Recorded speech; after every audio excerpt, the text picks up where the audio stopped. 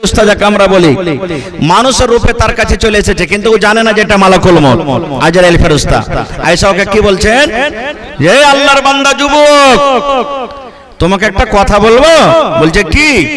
বলছে তুমি তো নামাজ রোজা দান ধ্যান সবকিছু করছো, কিন্তু একটা অফার আছে তোমার জন্য। বলছে কি? বলছে যখন তুমি মরবে, মরার কিছুদিন আগে তোমার কাছে একটা চিঠি আসবে। কি আসবে?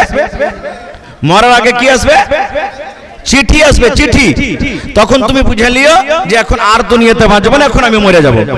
এই কথাটা বলে চলে গেলেন। এবার এই যুবক কি করতে লাগলেন জানেন?